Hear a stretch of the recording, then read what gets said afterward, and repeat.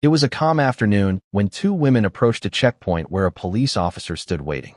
The officer greeted them politely, saying good afternoon, and they responded in kind. He hesitated before asking if something unusual had happened in the sky.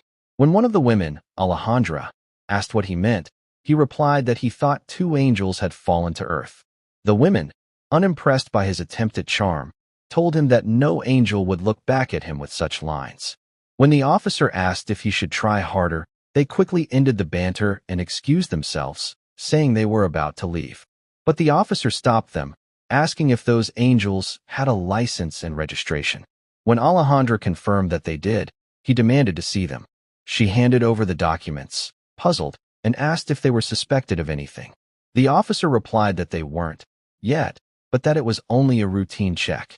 As his partner, a younger officer named Jose Daniel, looked on uncertainly, the senior officer began to inspect the papers. Alejandra questioned why such a detailed inspection was necessary, pointing out that there seemed to be no valid reason for it. The officer coldly reminded her that the reason was for him to decide, not her, and then ordered her to step out of the vehicle. When she asked why, he snapped that it was for an overhaul and repeated his order. Once she stepped out, he asked whether she carried anything dangerous. When she said no, he asked the same of her companion, Damaris, who indignantly asked if she looked like a criminal. The officer ignored the remark and announced that he would have to search both women to make sure everything was in order. Alejandra protested, saying that such a search required a female officer. The man scoffed, saying they were short-staffed, and instructed his partner to search one of the women. Jose Daniel hesitated, unwilling to cross a line, but his superior insisted. After the uncomfortable search, the officer finally announced that everything was in order.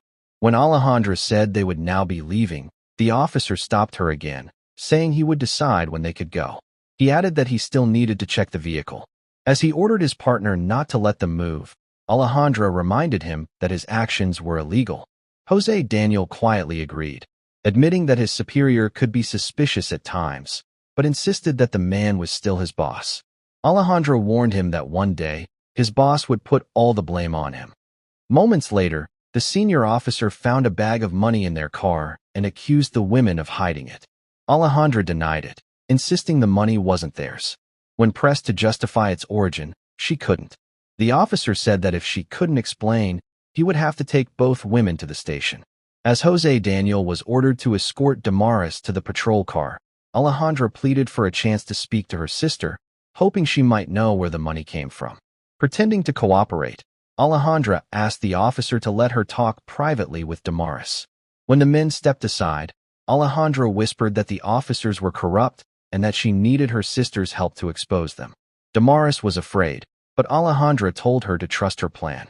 When the officer returned, Alejandra proposed a deal, offering to pay double the amount of money in the bag in exchange for their freedom. The man, interested, agreed but insisted Damaris would remain with his partner as insurance. Alejandra reluctantly accepted. Before leaving, she secretly told Jose Daniel to inform General Jimenez about the situation and send help to her house. As Alejandra and the corrupt officer drove to her home, he tried to make conversation, saying he wanted to get to know her better. She stayed cautious but played along, claiming the rest of the money was waiting at her house. He joked about sharing a glass of wine, and though she was visibly uncomfortable, she agreed to keep him distracted. Once inside, Alejandra offered him wine and apologized for being distrustful, saying it was part of her nature.